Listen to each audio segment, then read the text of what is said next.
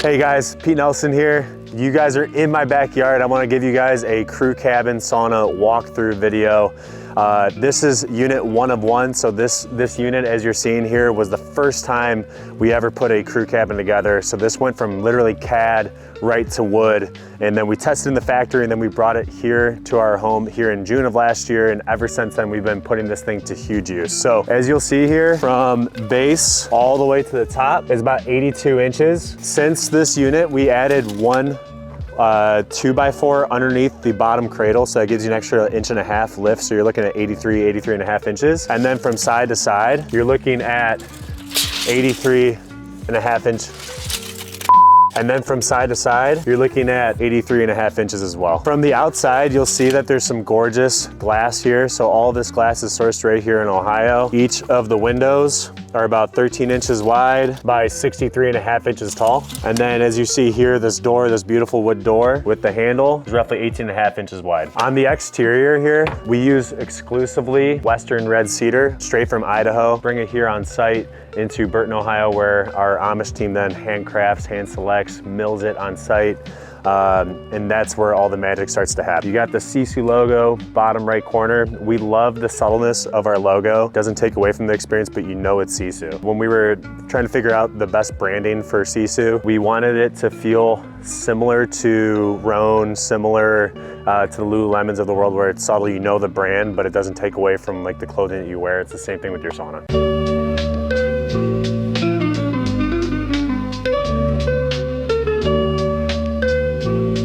As you come around here to the side, you'll notice that this is where the electrical comes into play. So this electric interface, you'll take it from your main power. The main power will go right into this main module. This main module is where you have all of your power output. So this power is going to then feed the heater. It's going to feed the controller. It's going to feed the temp sensor as well. So making sure, number one, on the crew cabin, you're at a 240 volt, 50 amp breaker with a 6-gauge wire. That's going to then feed directly into the main module. That main module, then I'm going to run that same in watertight conduit into the heater, and then that heater is again a 50 amp pole. So making sure it's a 9 kilowatt heater. So making sure you use that 6 wire. So if you come around here, so this is one of, because this is literally unit 1 of 1, one of the changes that we've made since then is we actually bring these roof boards all the way down to about right here-ish.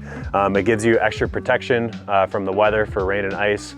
Underneath these roof boards is a rain and ice guard, and that rain and ice guard, if you're in a northern climate, also helps seal the top of your sauna and the sides. If it's indoors, it also helps with any contraction that could happen from the sauna use, and will help seal any gapping that could end up happening in between your boards.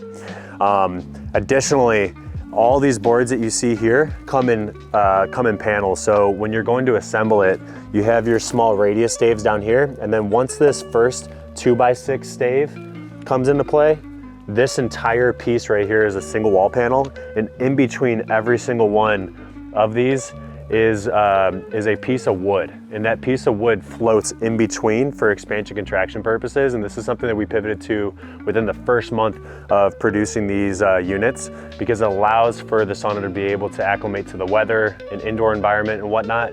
So if this wood started to contract, it's always sealed. This piece right here helps conceal the temperature sensor wire. In the newer units, it stops about right here, right below the roof boards, right at the bench height. So the wire would go in, and then it's also then concealed by a new additional cable channel where the temp sensor sits right here. Main module on this, your sauna ID code, as well as the standard code. I could use my phone to then using Wi-Fi or wherever I'm at in the world to turn my sauna on. So right here is the controller. We opted to put this off to the side because obviously it takes up quite a bit of real estate, and we didn't want to take away from the aesthetic on the front side of the sauna. I could turn on and off my sauna from here. I could go right and left as well to be able to turn up the temperature, turn down the temperature. I could also hold it down for 10 seconds to access the back menu for me to be able to connect to Wi-Fi, access the safety settings, the heating settings, the whole bit. You'll notice back here, I plugged in a 110 line for an LED strip for lighting. So we haven't been able to find a really great, reliable source for lighting that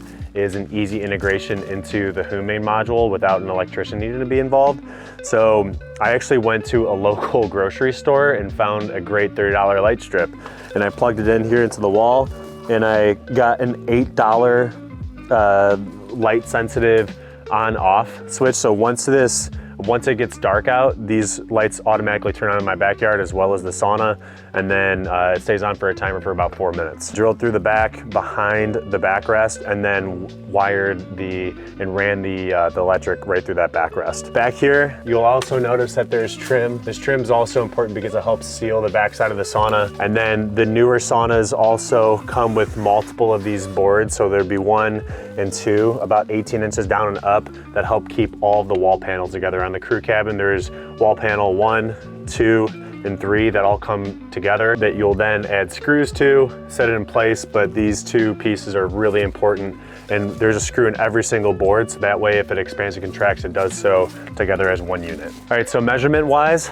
we're gonna take this from the front trim to the back trim, and you're looking at 73 inches deep. So 83.5 inches wide, 73 inches deep. In terms of where this comes into play, I like to center this about 18 inches from the back side of the trim, and then from the ground, roughly 20 to 21 inches off the ground.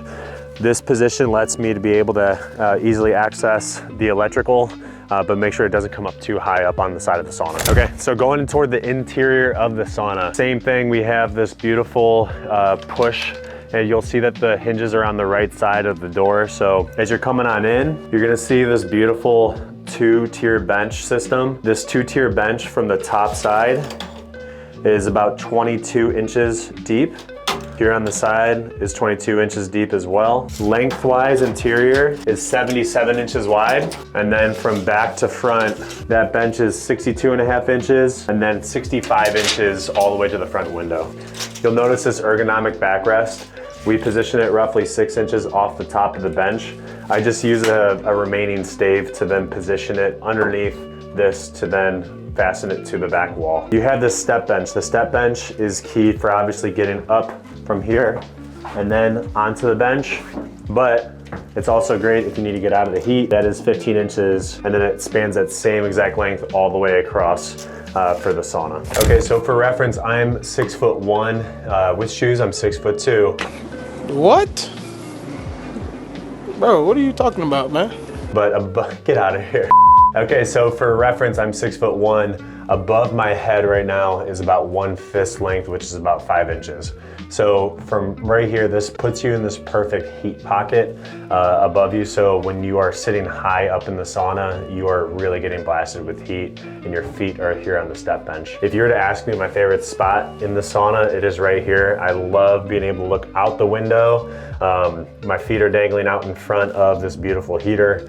And the other thing too is like when I'm having a great conversation with somebody, typically they're sitting exactly where this camera is right now, and we're having a great time. So as you're looking through here, we have this beautiful cedar trim as well. Everything that you're seeing in here is also cedar. We have a vent here. This is all passive ventilation. So we have a vent right here at bench height that could be shut. And then there's also an additional vent directly next to the heater that allows for cold air to come in from the floor. Hot air rises, the heater helps heat up that cold air, and then that convective loop from here comes up and tall and then back out through the sauna, so you're able to get some fresh passive oxygen here inside the sauna. Then from the ground all the way to the ceiling, you're looking at roughly 75 inches, 75.5 inches, so a 6'3" guy could perfectly stand up here inside the sauna. The step bench to the top bench, it's 18 inches, and then from the floor to that step bench is 18 inches. So you're looking 36-inch high benches for that top bench and 18-inch low step bench. So the heater behind me is the Homecraft Revive 9 kilowatt heater. We have this hooked up to Uku Wi-Fi. Homecraft is releasing their own Wi-Fi this year that we will then utilize starting in June. And this heater is an absolute beast. It's absolutely gorgeous, and I'm ridiculously impressed with it. This heater will now be available in April with SISU.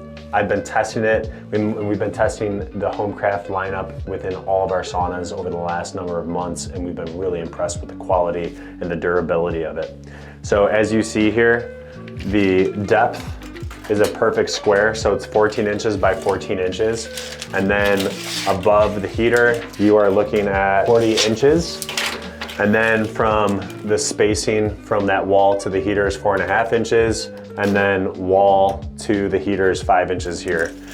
You'll notice here that this is olivine dia-based stone. So this is great for not only great airflow, it's aesthetically attractive, but it's also a fantastic conductor of heat. So like the actual coils heat up the rock and then the rock heats the room.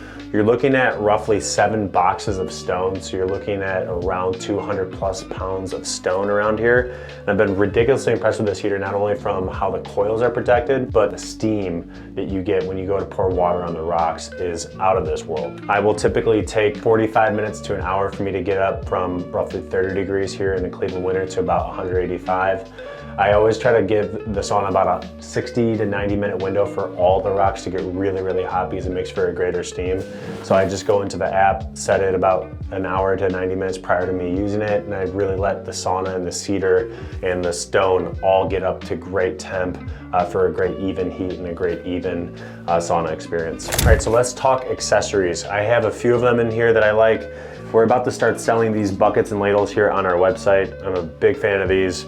The amount of water that goes into this specific ladle to go onto the rocks, it's a monstrosity, and it absolutely crushes you when you go pour water on the rocks for steam. All right, now I also have a number of essential oils in the sauna. This is our SISU Exhale Essential Oil Blend, which is peppermint and eucalyptus infused.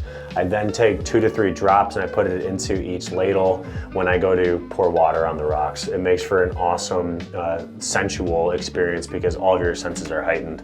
I have a couple other really good essential oils I recommend. I really like this brand called SISU. They have some of the best blends I've seen on the market. This is called Valhalla. I highly recommend it. And then I went to the local grocer and got a cedar wood. And then I also have just a lavender harvest that I like just to mix it up. Behind me is the lighting. So like I was showing you from the outside, I drilled a hole behind the bench here.